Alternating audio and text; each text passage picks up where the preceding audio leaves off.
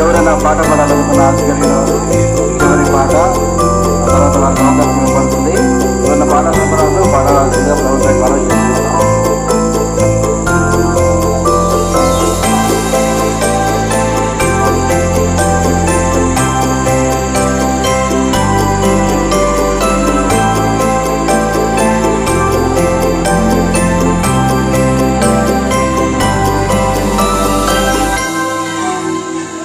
యెషయా గ్రంథము 43:1 చూసినట్లయితే 43:2 చూసినట్లయితే యాకోబు నిన్ను సృజించిన వాడు యెహోవా, ఇశ్రాయేలు నిన్ను నిర్మించిన వాడు ఇలాగ సెలవిస్తున్నాడు, నేను నిన్ను విమోచించి ఉన్నాను, పేరు పెట్టి నిన్ను పిలిచి ఉన్నాను, నీవు నా సొత్తు. మనం ఎవరి సొత్తు అంటే దేవుని సొత్తు. చూసారా, నా సొత్తు. ఇప్పుడు ఇక్కడ కాంపౌండ్ ఉంది, పక్క వాళ్ళకి ఇంకోళ్ళు వాళ్ళది కాదు ఈ కాంపౌండ్. అట్లేమి వస్తారు చెప్పండి? మన ఇంట్లో పనికిరాంతా తీసి దాంట్లో పడేస్తాం. ఒకవేళ మనం కొన్నాం అనుకో, ఏం చేస్తాం? మనం కూడా ఏమో చెత్త ఎవరిని కూడా వేస్తే చెప్తాం.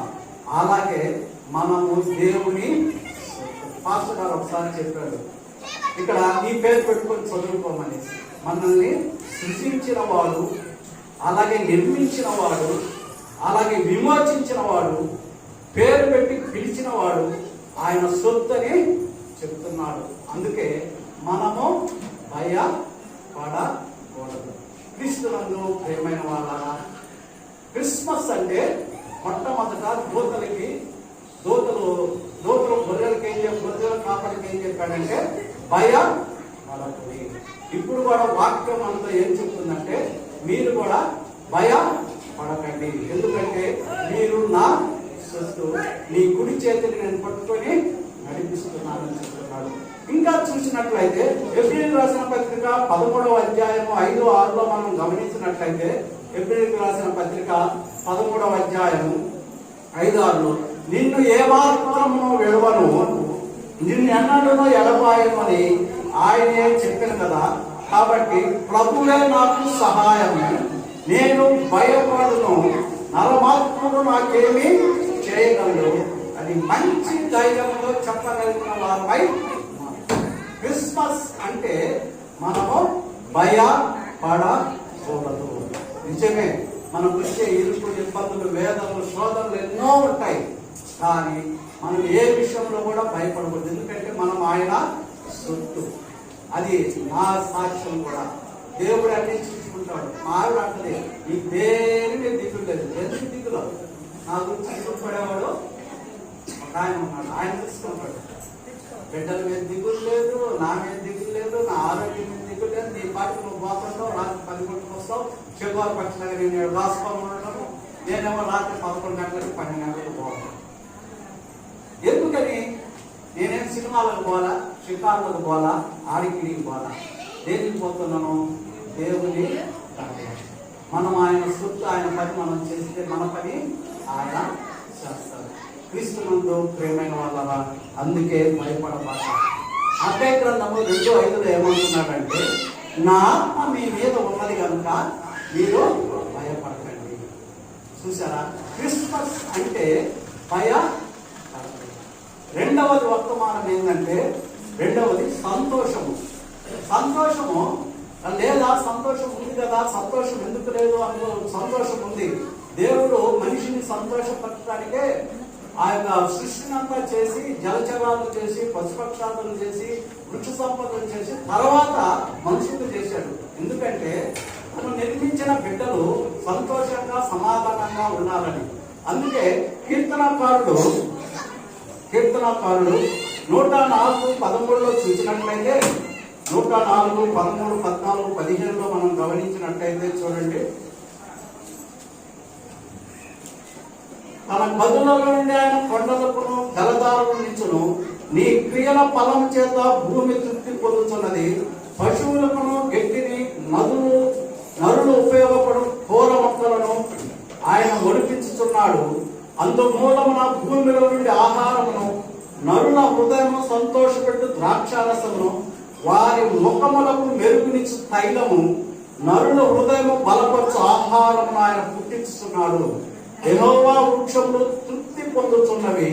ఆయన వాటిని లెబనాను దేవదారు వృక్షములుగా తృప్తి పొందించున్నాడు. చూసారా, మనిషి సంతోషపడటానికి, మనిషి అనుభవించడానికి నదులు చేసి, కొండలు చేసి, ఆ తర్వాత వృక్షాలు చేసి, ఇవన్నిటి యొక్క ఇచ్చే ఫలాలు మనిషి అనుభవించాల.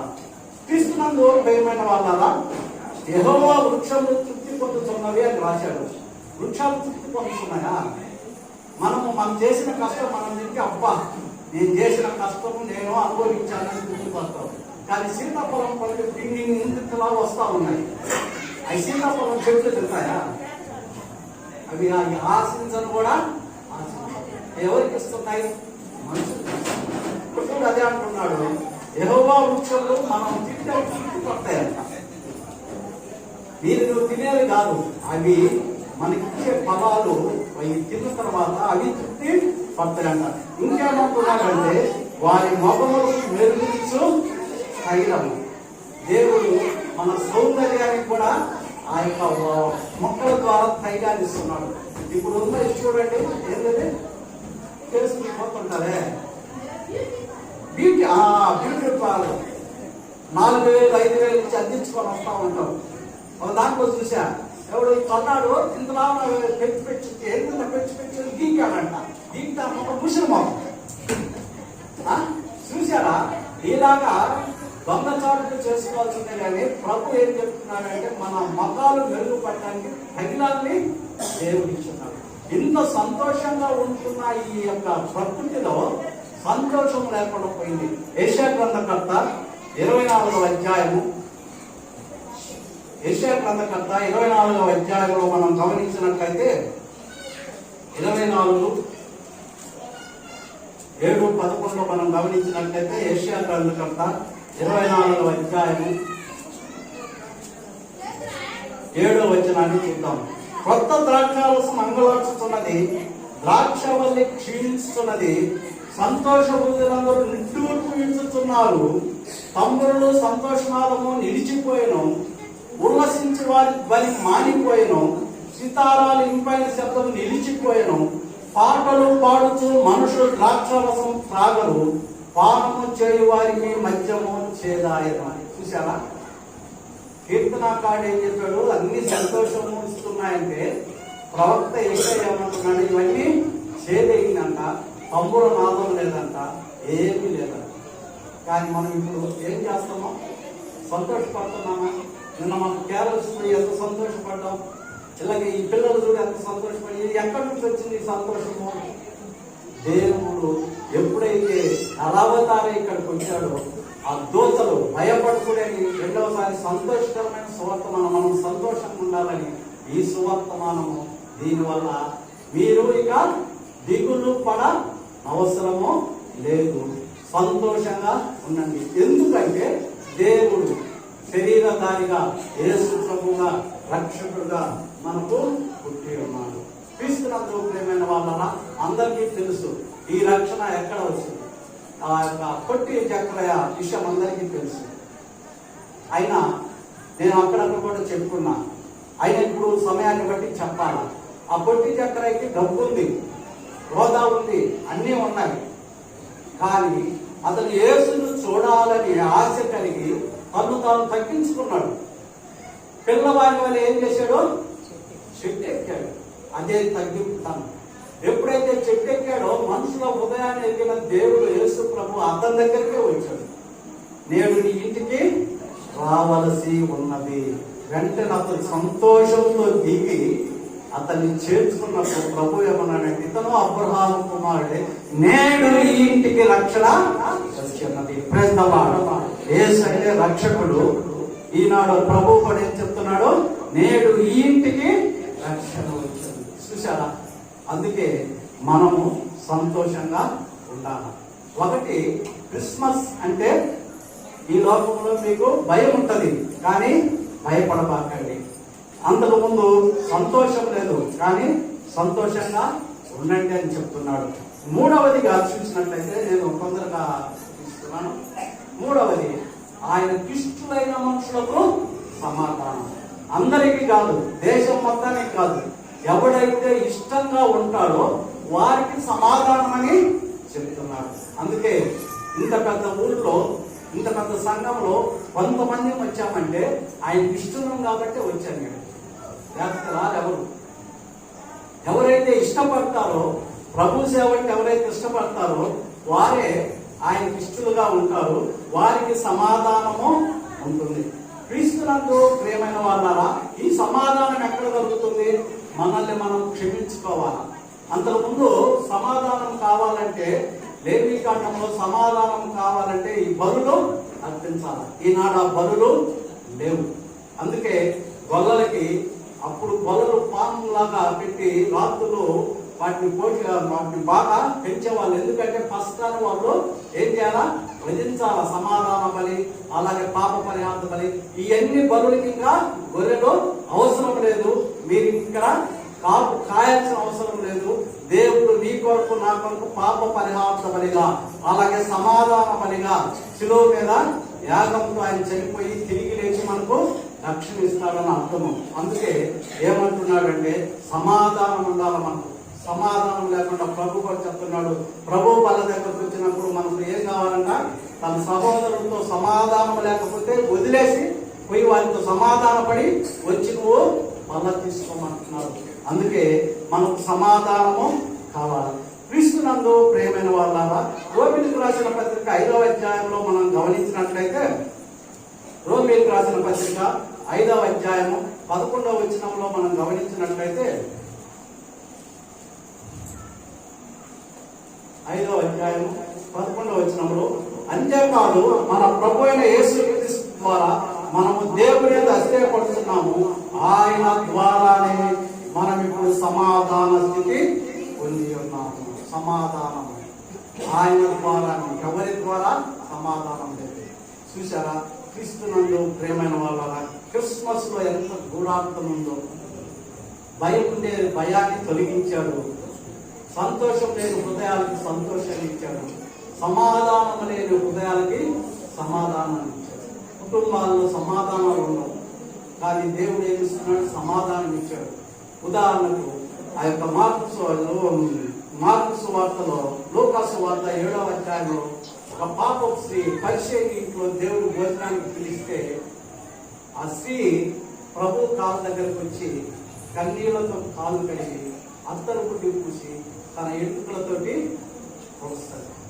పాపుడిని తీసుకొచ్చి నేను చేస్తున్నాడు అని అంటే, అతను ఏమంటాడంటే, నువ్వు పిలిచావు, నాకు నీళ్ళు ఇచ్చావా కడుక్కోవడానికి, నాకు నూనె పెట్టావా, నాకు ముద్దు పెట్టావా, ఏమైతే ఇవన్నీ ఇష్టం ఉండాలి. ఇష్టం ఉంటేనే అవన్నీ అవుతాయి. అందుకే నీ పాపములు క్షమించబడ్డాయి.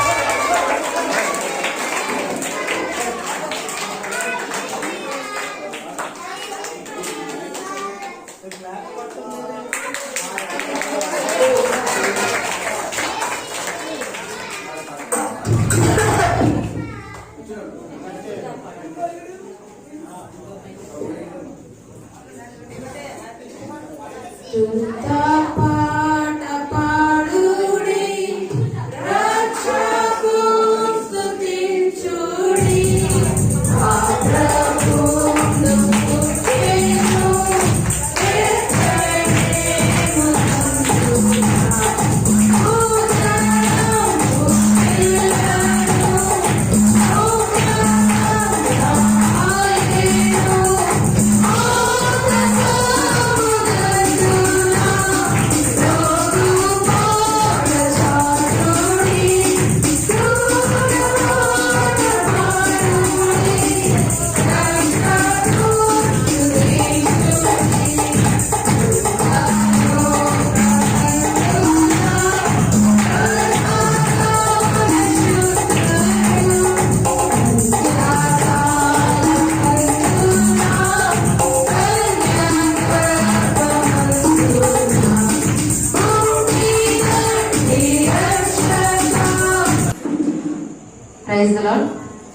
దేవుని నామానికి మహిమ కలుగును గాక.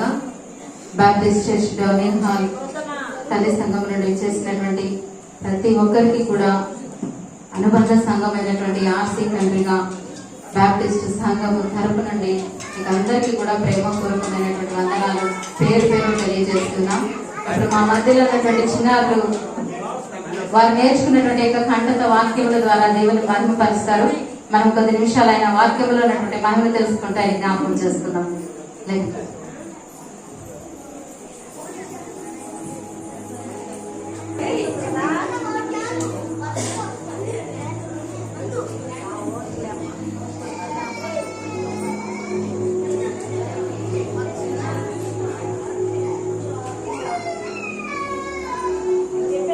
అందరికీ వందనాలు. నా పేరు అక్షయ్ అక్క. ఆలకించు మీ కన్యక గర్భవతి అయి కుమారుణ్ణి కని అతనికి ఇమ్మానుయేలని పేరు పెట్టును. యెషయా గ్రంథము 7:14. అందరికీ వందనాలు. నా పేరు జీవన్ సందేశ్. దావీదు పట్టణం నేడు రక్షకుడు మీ కొరకు పుట్టి ఉన్నాడు. ఈయనే ప్రభువైన క్రీస్తు. లోక 2:11. అందరికీ వందనాలు. నా పేరు నందకిషోర్. చివరిలో కూర్చుంటున్న ప్రజలను గొప్ప వెలుగు చూచిరి. మరణ ప్రదేశంలోను మరణ ఛాయలోను కూర్చుండి ఉన్న వారికి వెలుగు తెచ్చును. మత్తయి సువార్త 4:15. అందరికీ వందనాలు. నా పేరు విష్ణు. ఇదిగో ప్రజలందరికీ కలుగబోవు మహా సంతోషకరమైన సువార్తను నేను మీకు తెలియజేస్తున్నాను. లూకా సువార్త 2:10. అందరికీ వందనాలు. నా పేరు వెంకట ముఖేష్. మరియమ్మ నా శిశువును చూచి సాగరపడి ఆయనను పూజించి తమ పెట్టులు విప్పి బంగారము సాంబ్రాణి గోడము కానుకలుగా ఆయనకు సమర్పించాడు. మత్తయి సువార్త 2:11.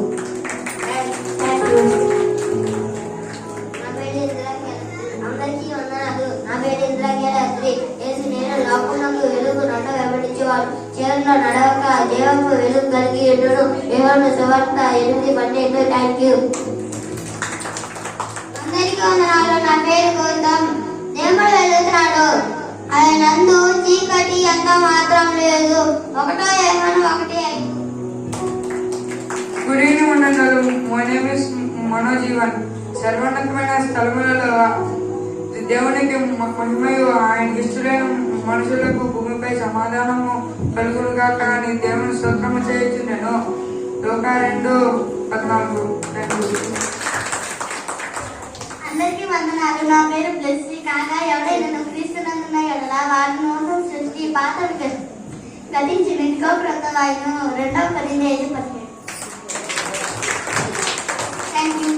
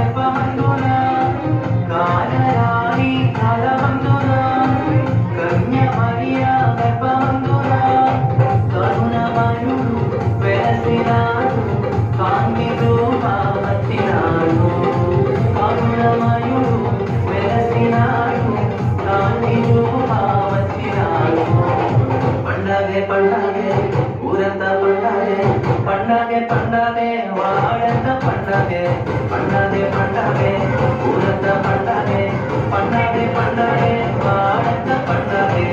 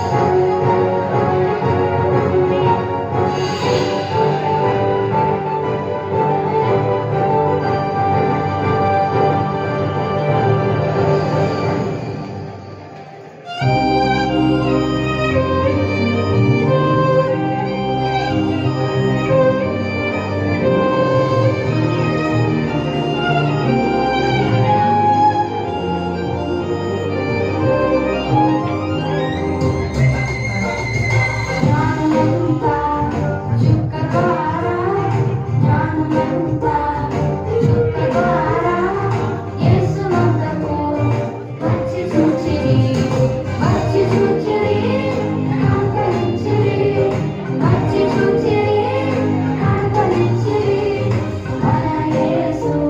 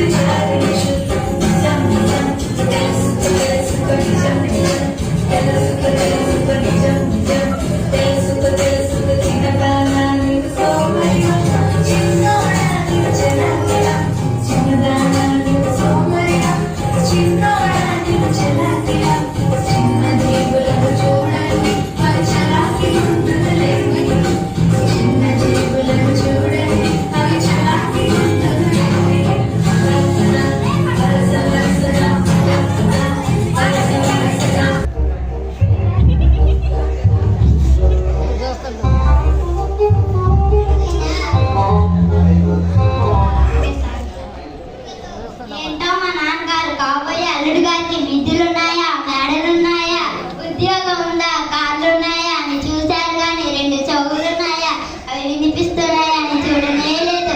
ఏం చేస్తాం, అంతా నా కర్మ.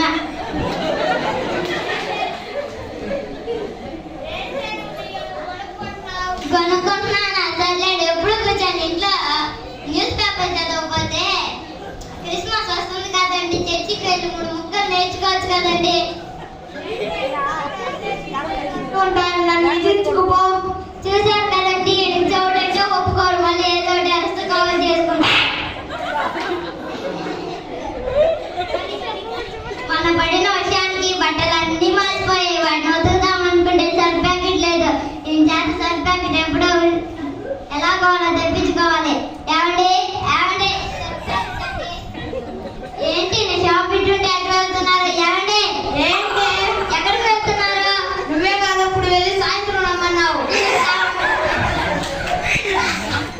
సగం వినపడుతుంది, సగం వినపడదు.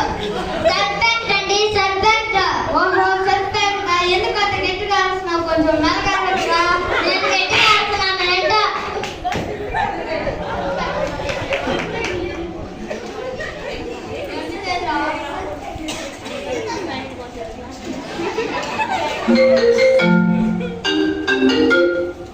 హలో ఎవరండి? హలో, ఏమండి? మీ నాన్నగారికి చాలా సీరియస్ గా ఉందని కబురు పెట్టారండి. మిమ్మల్ని అల్లుడు గారిని త్వరగా ఇంటికి రమ్మని పిలుస్తున్నారు. అర్జెంట్ గా ఇంటికి రండి. సరే అండి. ఏమండి ఇదిగో సర్ఫ్ ప్యాకెట్. మా నాన్నగారికి ఒంట్లో బాగాలేదంట, మన ఇద్దరిని రమ్మన్నారు. నాకు చాలా పనులు ఉన్నాయి, నన్ను విచించుకుపో. ఈయనకి ఇది కూడా వినపడదా? మా నాన్నగారికి ఒంట్లో బాగాలేదంట, మన ఇద్దరిని రమ్మన్నారు. ఓహో మీ నాన్నగారికి ఒంట్లో బాగలేదా? సరే రెడీ అవ్వు, వెళ్దాం. సరే అండి.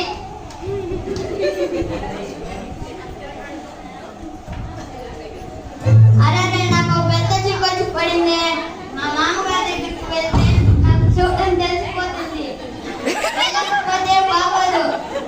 అందుకని నేను ఒక పని చేస్తాను. మా మామగారికి వస్తాను, నేను చెప్పే జవాబు ఒక కాగితంలో రాసుకుంటాను.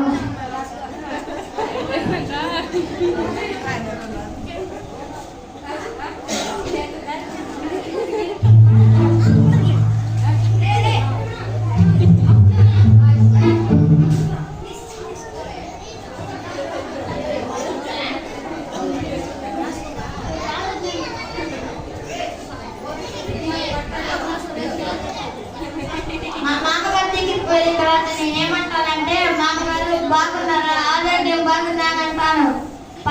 బాబు బాగానే ఉందని అంటారు.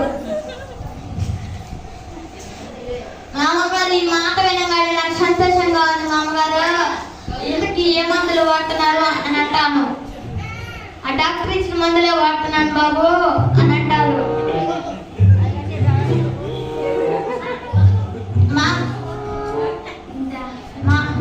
మామగారు ఈ మందులు మీకు కరెక్ట్గా సూట్ అవుతాయి, ఇవే వాడండి. మీరు ఇంతకీ ఏ హాస్పిటల్లో చూపించుకుంటున్నారు అని అంటాను.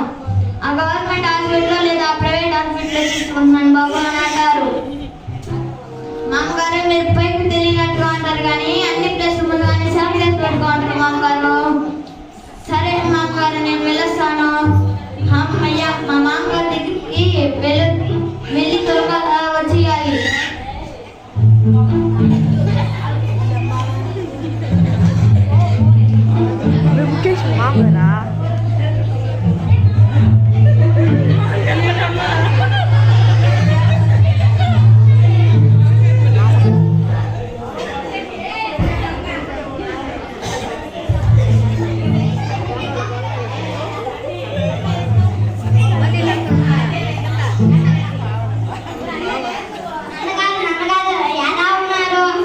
బాగోలేదమ్మా, చచ్చిపోయా ఉన్నాను. చూడాలని కూర్చుంటాను. ఏమ నేను కలిగిస్తూ పోమ్మా. సరేనా మామగారు ఎలా ఉన్నారు? ఆరోగ్యం బాగుందా? అసలు బాగోలేదు బాబు, చచ్చిపోయా ఉన్నాను. ఈ మాట వినగానే నాకు సంతోషంగా ఉంది మామగారు. చచ్చిపోయా ఉన్నానంటే నాకు ఆనందంగా ఉంది. పైగా ఏ మందులు వాడుతున్నానంటావా? విషం వాడుతున్నా. ఈ మందులు కరెక్ట్గా సూట్ అవుతాయి మామగారు.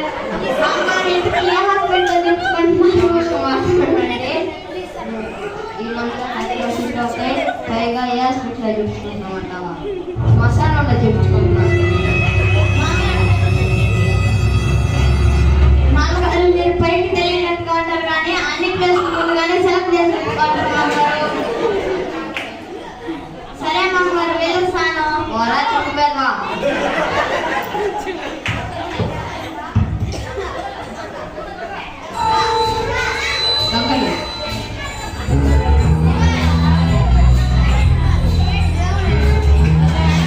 జీవన్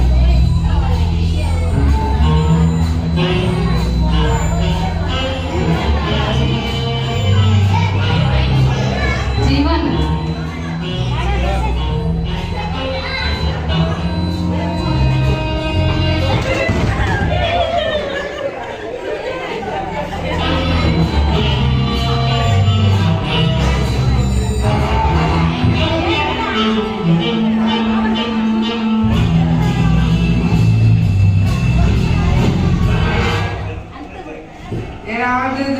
దొంగతనం చేయడానికి వీలు కావట్లేదు. ఒక అతనికి నాకు బాగుందరా?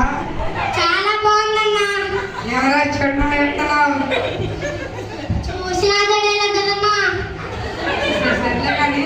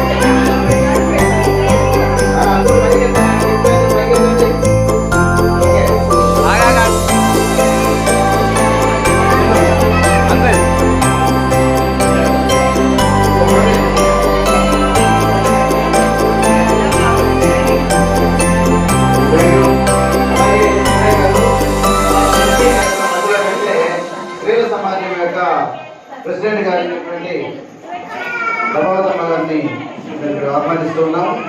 వారు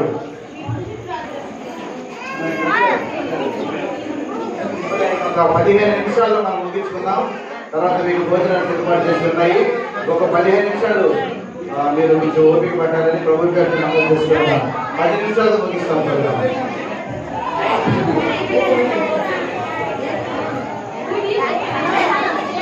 ప్రైజ్ ది లార్డ్.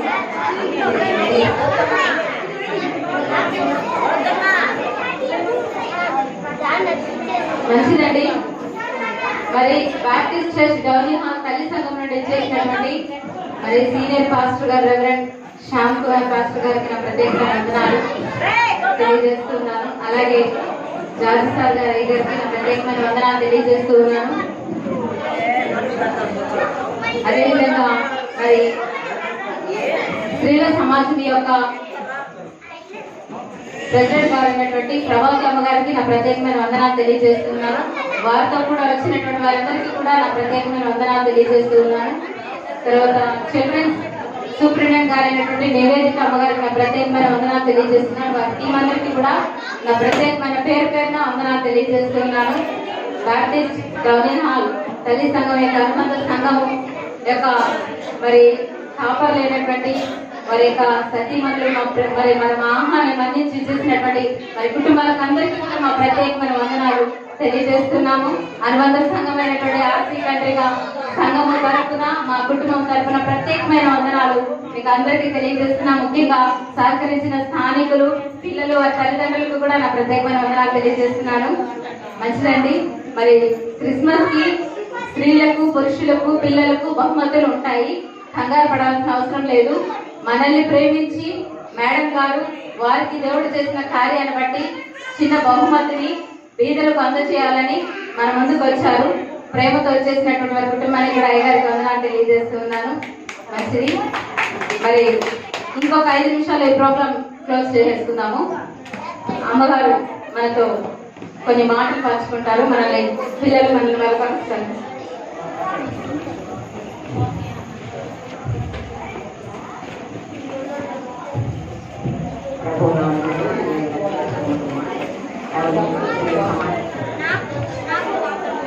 చేశాము. మీరు చూపిన ప్రేమను బట్టి, మీరు చేసిన ఆ స్థితిని బట్టి సంతోషపడ్డాము. కానీ మేము వల్ల ఈ సంఘంలో ఇంత చక్కగా చేసినందుకు కూడా మేము ఆశ్చర్యపోతున్నాం. ఎందుకంటే ఇంత చిన్న బిడ్డలు ఇంత చక్కగా ఆ నాటికైతే భలే బాగుంది. ఆ చెవిటి అబ్బాయి, చెవిటి అల్లుడు ఇంత చక్కగా చేస్తాడు. కాబట్టి చక్కగా బిడ్డలు ఇంకా నేర్చుకొని ఇంకా మంచిగా అభివృద్ధి పొందాలి. దేవుని కృపలో మిమ్మల్ని అందరినీ దేవుడు జీవించి ఆశీర్వదించాలని కోరుతున్నాను. ప్రతి ఒక్క బిడ్డ కూడా సాక్షిగా ఉండాలి. మన భాషగా చెప్పినట్టుగా భయపడకూడదు, ఎదురుపడకూడదు, సమాధానంగా ఐక్యత ప్రేమ చూపించుకోవాలనుకున్నాం. మనం ఎన్ని అవమానాలు పడ్డా మనము సంతోషంగా సమాధానంగా ఉండాలని మీ అందరికీ తెలియజేస్తున్నాను. దేవుడు నా కుటుంబంలో చేసిన గొప్ప మేలును బట్టి మీతో పంచుకోవడానికి కొన్ని చీరలు తీసుకొచ్చాను.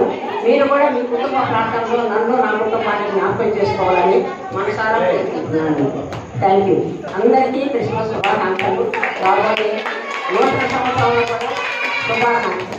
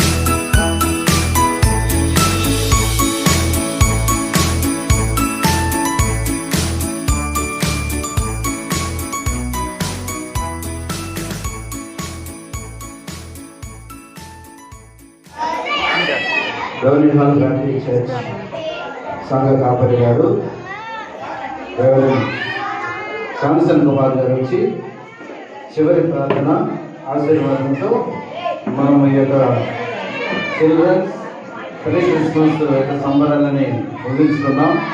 అలాగే స్త్రీ సమాజం యొక్క ఇచ్చారు. ఆ కార్యక్రమం కూడా ప్రార్థన చేసుకుందాం. ఎవ్వరూ లేకటం లేదు, ఎవరికి ఆకలించడం లేదు. ఇలాగే అందరూ లేచి నిలబడదాం, ప్రార్థన చేసుకుందాం.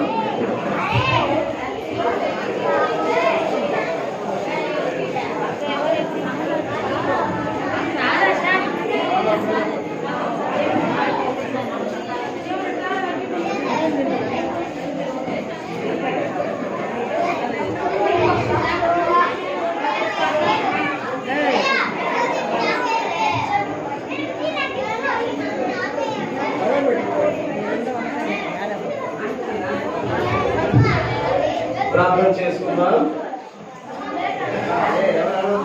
పిల్లలు జస్ట్ 1 minute చిన్న ప్రార్థన ఆశీర్వాదంతో ముగించుకుందాం. కృపగల తండ్రి, దయగల స్వామి, నీ పరిశుద్ధమైన నామానికి స్తుతులు స్తోత్రాలు చెల్లిస్తున్నాం. తండ్రి దేవ, లోకాన్ని నువ్వు ప్రేమించి లోక పాప విమోచన కొరకు నీ ఏకైక కుమారుడైన యేసుక్రీస్తుని ఈ లోకంలో బహుమానంగా మొట్టమొదటి క్రిస్మస్ దినాన్ని అనుగ్రహించే తండ్రి నీకు వందనాలు. యేసు ప్రభువా, ఈ లోకములకు మొదటి క్రిస్మస్ దినంలో రక్షకుడుగా అవతరించే నాయనా నీకు వందనాలు ప్రభువా. నీకే స్తుతులు, నీకే స్తోత్రాలు చెల్లిస్తున్నాం నాయనా. నీవు ఇచ్చిన రక్షణ, నీ ద్వారా పొందిన రక్షణ మేము ఆనందిస్తున్నాం నాయనా. ఆ రక్షణ సువార్తని మేము ఇతరులకి ప్రకటించడానికి నీ కృప దయచేయండి. నీ కాపుదల, నీ భద్రత ఇచ్చి నడిపించండి. ప్రార్థనలో ఉన్నాం తండ్రి, నీ కృపలో జ్ఞాపకం చేసుకోండి. ప్రేమగల తండ్రి, దయగల స్వామి, మారుమూల ప్రాంతాలలో సువార్త జరిపించబడాలి నాయన.